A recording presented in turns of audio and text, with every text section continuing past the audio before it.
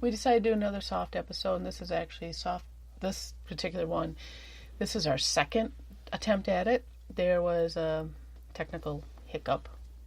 You don't have to mention that. Yeah, but I just want people, in case they think we sound scripted. We did kind of have a... Well, we work from a list. Yeah, well, we work from a list, and yeah, it's good to know that we're trying to work through all those problems. So anyway.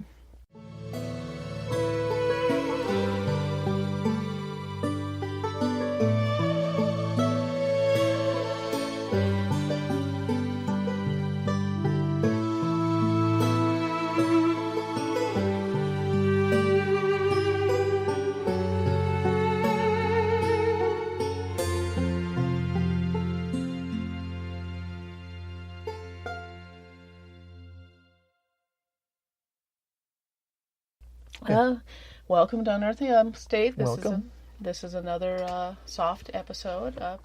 I guess you could call them dress rehearsals for our main show coming up in May. And I'm Mari Minette. I'm Matthew Minette. And we are just going to clear the air about how we feel about some of these folklore elements that we will be talking about.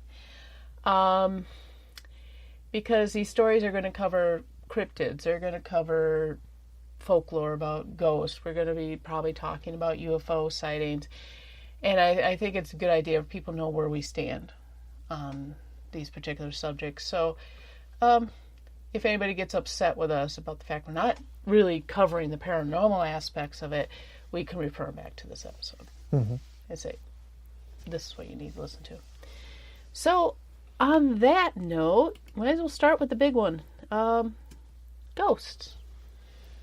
What is your opinion on ghosts? I think they're amusing. I'm trying to put a positive spin on what some people might couch as a negative attitude towards the paranormal, but I've just never really experienced anything that you might call paranormal. And when in the past, in the very distant past, when I felt, I'm speaking for myself and my own personal history,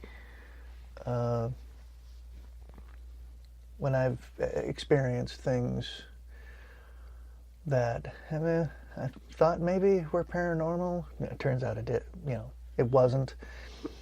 It wasn't that kind of experience. It was either something explainable. It was something that could be rationally explained. The paranormal phenomenon that I thought I might be experiencing is actually something different, very mundane and ordinary, and not very paranormal, honestly. And I don't believe in ghosts. Well, see, here's the thing. I believe ghosts are a possibility, but I will say majority of ghost sightings, including my own, have been explained away. I mean, I grew up in a haunted house. Well, looking back, it was probably carbon monoxide. It was an older house, a lot of creaks, a lot of issues, a lot of things that play with your head. So, yeah, most of the ghosts I've seen in my life, I could pretty much explain away that way. Not all. There's still one or two sightings in my memory that I really still can't explain away. But I don't, those particular ones, I don't consider to be bad stories or anything. In fact, one's kind of boring if I was to talk about it.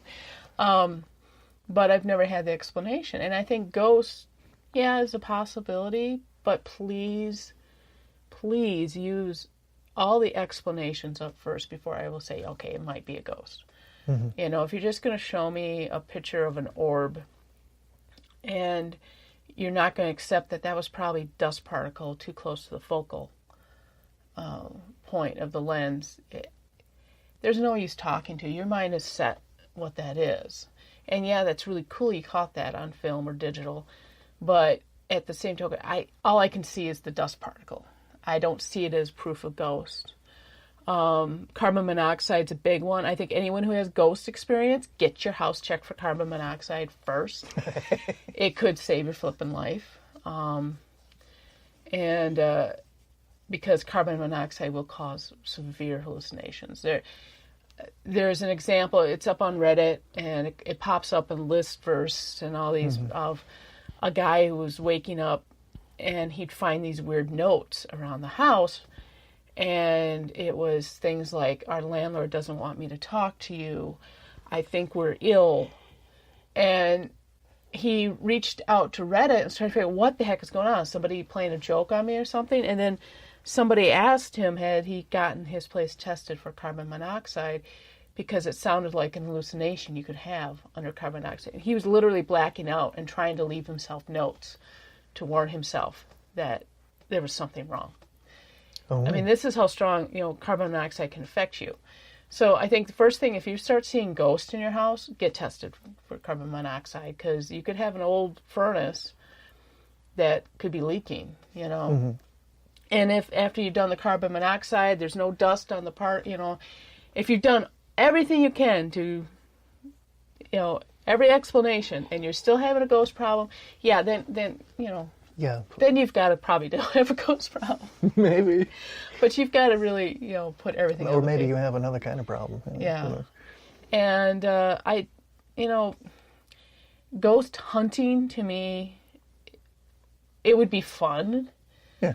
But I hate to say that there's some famous ghost hunters out there that've kind of ruined it for me. I love Chris Halton. If anybody catches him on, he's not so much active on YouTube anymore, but his stuff was up on Amazon Prime. He's a British fellow who kind of was an inspiration for this. He brings you the history of the place first, and then he does his investigation.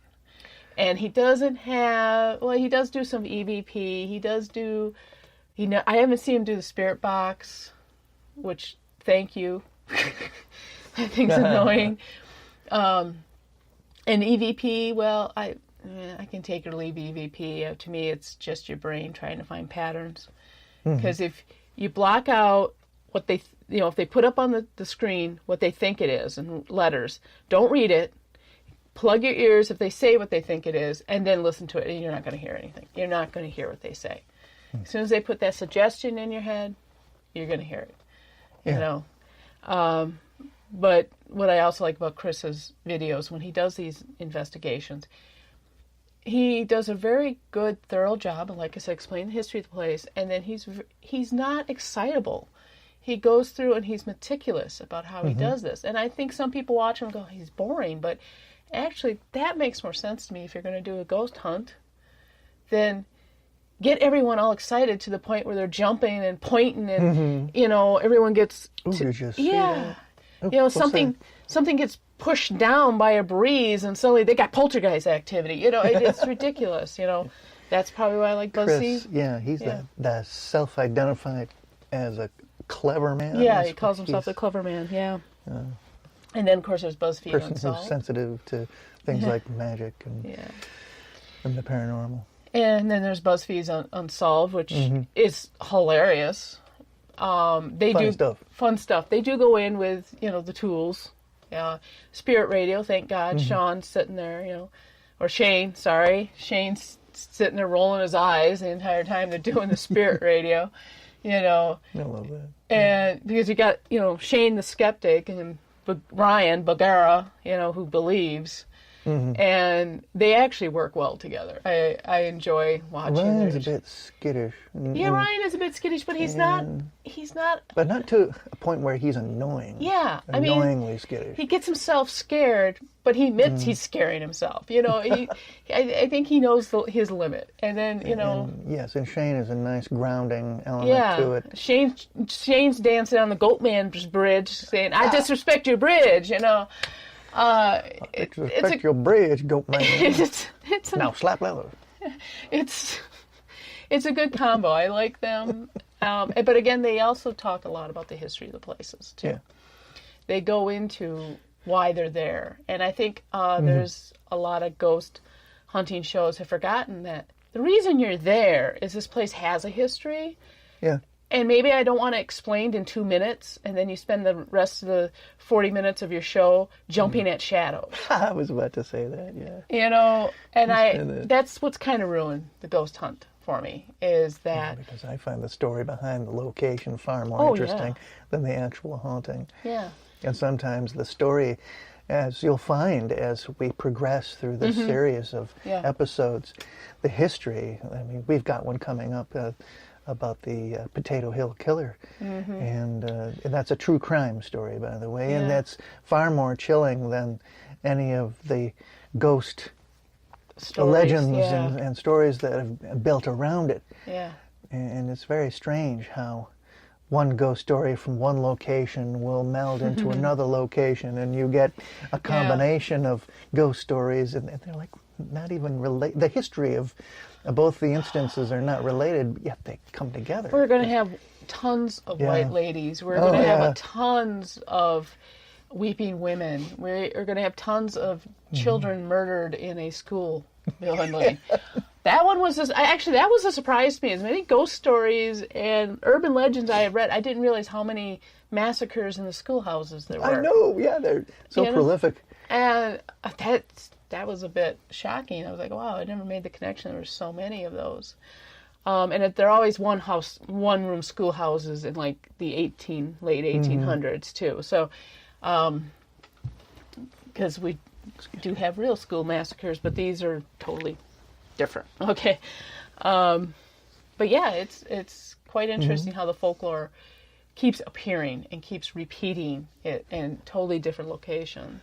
Yeah. You know, we've got a Pigman Bridge here in New York. Yeah.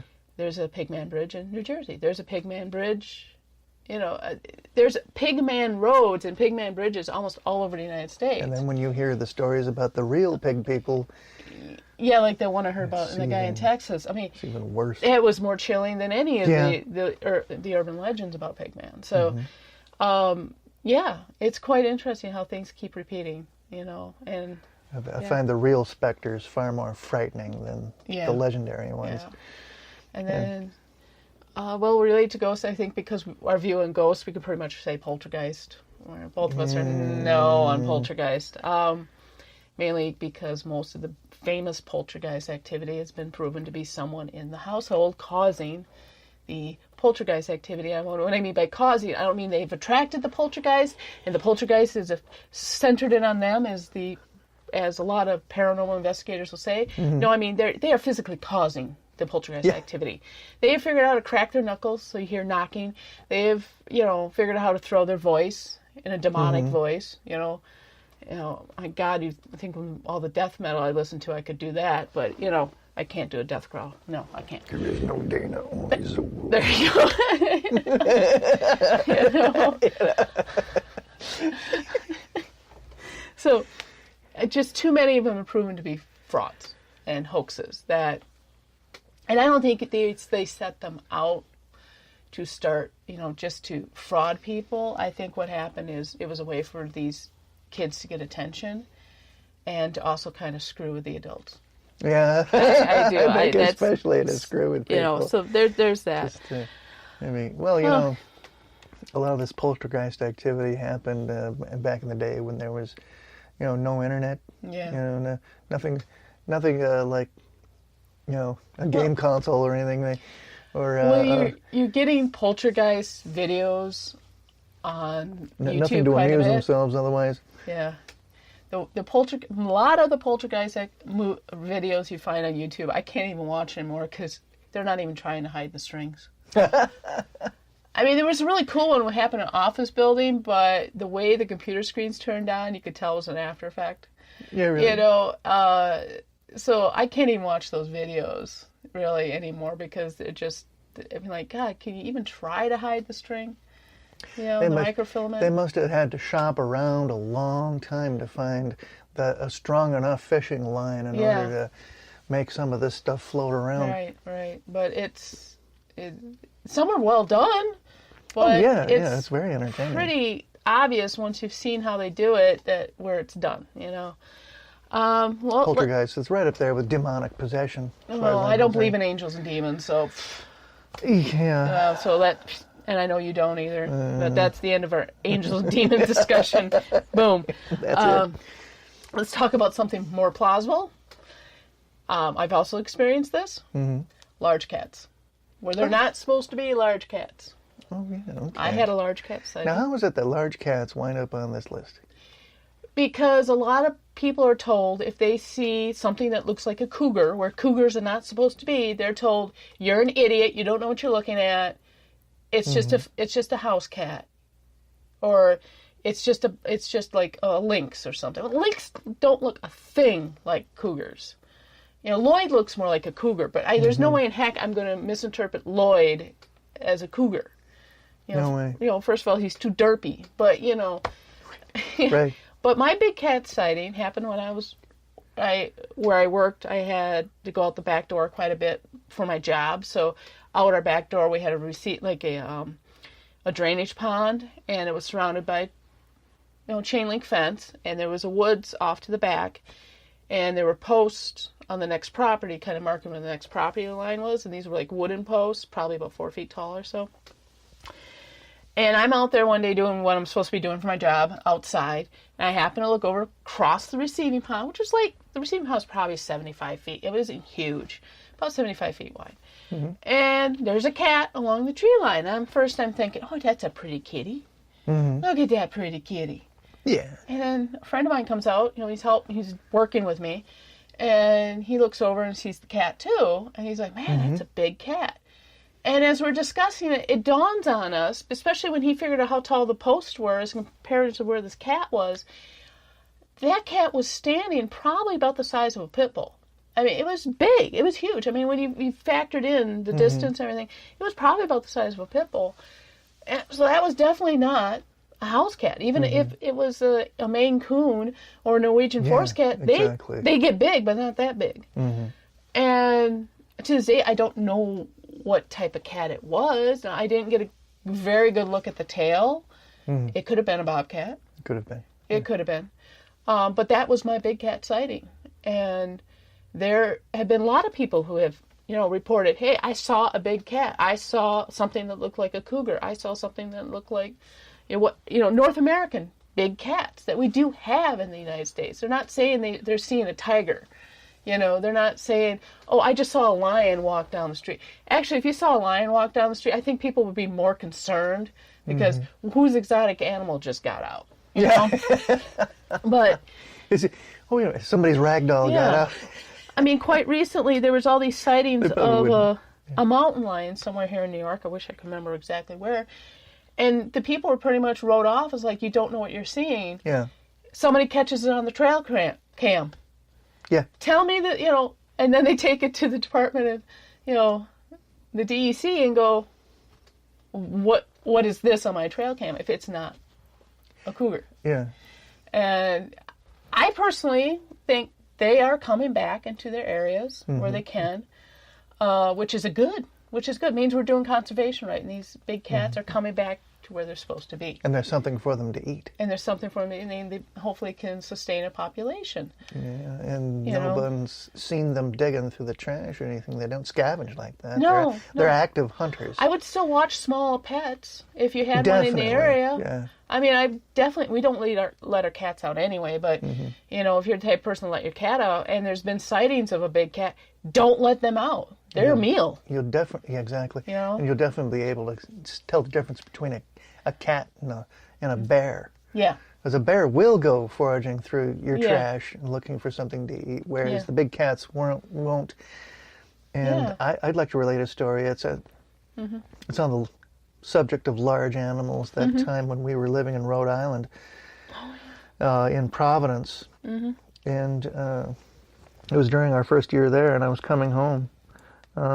The bus would only go so far, you remember, and you had to walk a few blocks to where we were living on that street. Anyway, I won't go into too much detail about that, but I saw what I thought was a cat or maybe a large possum, but it turned out it was trotting across the street. Yeah. and then crawled underneath somebody's porch. Mm-hmm. And it came underneath it trotted underneath the street light just briefly, and was an enormous corn-fed rat. Oh my God! It was an enormous sewer rat. Oh, big ass sewer rat. Oh my God! It was REOSs. It was the size of a small dog. Oh my God! Yeah. I'm not kidding. Oh, so you see where the urban legend, the Mexican exactly. Chihuahua comes from. So I can see where some of these legends about these animals comes about. You know, I do think some big cat sightings are misinterpreted. If you have fissures in the area, and you don't normally see fissures. They are very solitary creatures. If you do see one, first of all, you're damn lucky to see one. And second of all, it's not going to register to you that this is a relative of a mink because of its size. And it's a vicious brute, too. I mean, you know, and I don't think people have seen them enough or know enough about that particular predator. Yeah. You know, and if you live near wetlands, you might have one there. And I could see somebody mistaking it for a large cat. So I can see how some large cat sightings can be mistaken. Speaking of large cats, which one is this? That's our orange one. Okay. Okay. Hi, honey. Hi, sweetie. Yes, you are. Okay, well, since our small cat is here, we can finish our conversation of large cats, but why don't we talk about something in the skies, but keep it animal related? Maybe we could combine these two. Yeah, okay. Sky critters and thunderbirds. Sky critters aren't birds, but they're creatures that live in the sky. Cryptonauts, one of the first episodes, did this sky spitter, in which a man was drenched with, thankfully, water by some cloud-looking creature that was over his house, and it drenched only him. Right. Okay. But he said it moved like a creature. It didn't say it was like a cloud formation. It just, you know, cartoonishly formed above his head and just drenched him. But, you know. I've been under a cloud all day. Yeah. There's been, like, you know, serpents seen in the sky and, you know, things of that nature. But then you also have the thunderbirds. Now, right, exactly. Sky critters would be cool. I don't think they exist. No. Or if they did exist, there's been too much air traffic, and the population's probably brought down quite a bit. Well, you know that... That's our large kitty, honey. Well, she's our medium kitty there. But then you have the thunderbirds, which are birds that mythologically are large enough that their wings, when they flap their wings, cause thunder and lightning. Yeah. Exactly. So they're gigantic birds. What do you feel about thunderbirds and sky critters? Well, there have always been reports of large condors out west, and there's that possibility. You know, that other large kinds of eagles, you know, are also possible. And if one of those large birds happens to get caught up in a storm for some reason, out of some kind of necessity, they're trying to get back in their nest or something like that, they get caught in the middle of a storm, and there's lightning occurring, and people look up and see them, and and I can see where the legend of the Thunderbird and all that comes about under those circumstances. And it's kind of hard to get a good size comparison in the sky. Yeah, it is. You could be seeing something like a turkey vulture, but you don't think it's as close as it is to you. So in your mind, it's a larger bird because it's really hard to get a grip of. Like the cat I saw, I had a post. I knew kind of how far it was, so in my mind, I could kind of put together how big that cat was. If it's up in the sky, you don't have frames of references to help you come up with it. So. Yeah. And so I would say large birds the giant birds are more plausible. than the sky critters. Yeah, they are. Although, the sky spitter was a pretty funny story. I think the sky spitter is probably more than likely, since it comes from a reliable source, more than likely some kind of weather phenomenon. Yeah. Yeah, because if the guy walks into the chemistry teacher walks into the school all drenched, he got, that happened somehow. Yeah, exactly. Yep. And then we could talk about lake monsters. Lake monsters are amusing, too. Lake monsters are amusing, and my whole belief in lake monsters was totally destroyed in the 1980s. I wish I could find the article, but I remember reading it in the paper. To this day, I remember reading it. There was a lake up by Hayward, Wisconsin, and the lakes up around Hayward, Wisconsin pretty much are, if you have a lake, you've got resorts. And people would come, for decades, would come off the lake and tell people, the bars or the lodges, whatever, that there is this serpent in the lake. And a lot of the locals wouldn't believe the tourists. You're like, well, this guy from Chicago can't tell the difference between a bluegill and a muskie, and he's claiming there's this huge serpent out there. That type of attitude. Well, some guy's out there one day fishing, and he sees what he thinks is a log until he gets closer to it. It's a sturgeon. Huge sturgeon. When they got it finally onto the boat, it had died of natural causes. They estimated it to be like 150 years old. It probably got stuck in the lake when a dam had been built on one side. And it had lived there happily for over 100 years, growing to this immense size, being the apex predator of this lake. And guess what? Sturgeons look kind of serpent-like. They do. So people would see this sturgeon and say, there's like the serpent out there. What is that? And, sturgeons and muskies, they get huge. They get large enough, and they mistake people for food, and people get bitten by them. Yeah. I've heard of that. Nasty teeth, too. And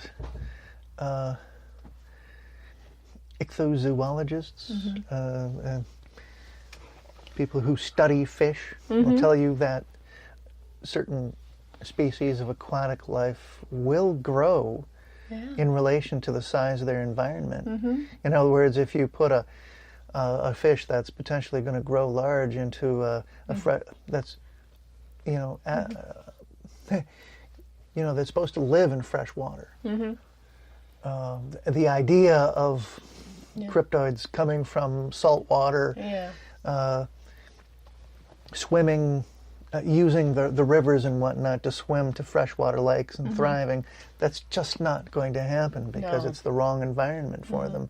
That's why the idea of the plesiosaur, as an explanation for things like Loch Ness. Don't give me dinosaurs as the explanation. Sorry, and so, but circling back to what I was saying about muskies and sturgeons, yes, they will grow to a very large size in these freshwater lakes, and I can see how. Cryptoids like champ, and there's a couple others too. There's champ, there's greenie, there's Bessie. Greenie, Bessie, right, exactly. There's a ton. I mean, if you've got a nice big lake, you've got a lake monster. Yes. I mean, seriously. And then there's the 7-armed purple octopus up in Lake Ontario. Seriously, that is one of my leads, the 7-armed purple octopus. I've only found 2 references to it. Anybody want to send me information on that? Please do. It sounds hilarious. Send all photographs to Unearthly Upstate.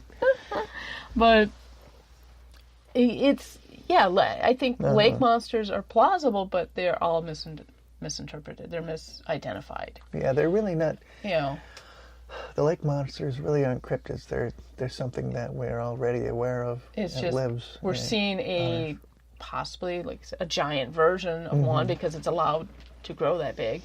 But don't tell me it's a dinosaur. If it's got enough space and enough food to eat, it'll grow to a large size. It'll live for many, many decades. And we just had a seal sighting in Albany. Yeah. The seal swam up the Hudson River and made it all the way to Albany. Very unusual sighting. Well, now there is an example of a form of aquatic life that can go from salt to fresh water and still live. But just imagine you're, up in Albany and you don't realize seals can go that far north. Mm-hmm. It's very rare. And you see a seal, but you don't see it out of the water. You might just see it swimming. Well, you're not going to think, oh, it's a seal. Mermaid. You're going to think something else, because that's not where seals are supposed to be. They're not supposed to be sitting up by, up there. But that happens. I mean, we've got the St. Lawrence up there, bringing in a lot of invasive species, the zebra mussels, the lampreys, Oh, the lampreys. Yeah, that's nightmare fuel just by themselves. So. Yeah, just looking at the mouths. Yep. Disgusting. Oh, well, we never discussed shadow people on ghosts. Oh, okay. Well, let's circle back then to shadow people as far as that goes. And Lloyd, will you decide if you're going to be in or out? One of our producers, Lloyd, being a derp. Anyway. You're paid. Anyway, shadow people, if people not familiar, are not considered ghosts. Yeah. They are humanoid entities that are just made of shadow. Here's the thing, though. They're pretty modern in one respect. The internet has really made them very prolific. Oh my gosh, we got all 3 cats. And there is a 3rd cat. She's not really ours. Her name's Ori, and she's being annoying right now. Anyway, shadow people really blew up on the internet. Oh, yeah. And there are reports of them all over. And they actually do predate the internet. There is one of my favorite cryptids in New York State is a shadow man. And he was seen since the late mid-1800s up until the 1970s. But he fits the modern internet description. Yes, hi-hat of a shadow person. But he also kind of breaks the description of a shadow person because he's only seen in one area. He's seen outdoors. Most shadow people are seen indoors. Yeah. And not all of them. I've heard stories of people seeing them outside too, so I can't say it's definitely these people see them indoors. But to me, most shadow people are probably tricks of the light. I mean, I've had my experience with shadow people, and later on was able to explain it away. So, could they be real? I think it's along the lines of ghosts. Please prove to me that it's not A, B, or C, or D, and then I'll be more likely to believe it. Exactly. Yeah. So, we forgot about this guy. As far as shadow people goes, trick of the light. Trick of the light, usually. It's quite easy to misinterpret one shadow for another if you're in a dimly lit area, Yeah, definitely. Which out of the corner of your eye. Also makes hi-hat a very interesting one because multiple people seeing them at once. And most shadow person stories, only one person sees them. So, they're very solitary. Yeah. So, I mean, we got the granddaddy of all shadow people here in New York. And nobody in the internet really jumps on that. And I'm like, good, maybe we can make something happen. Right. In a good way. He's supposed to be a harbinger of doom, so I hope not in a bad way.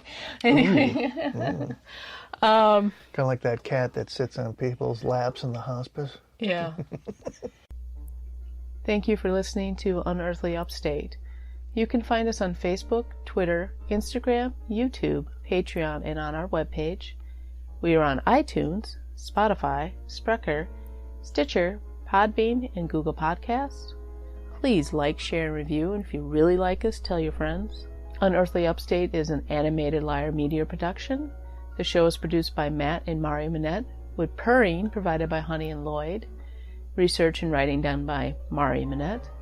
Music is by Kevin MacLeod, licensed under Creative Commons by Attribution 3.0 license. Unless stated otherwise in the episode, the places mentioned in the broadcast have not paid or contacted us for any type of promotion. And please check out our webpage for full credit and sources for the episodes.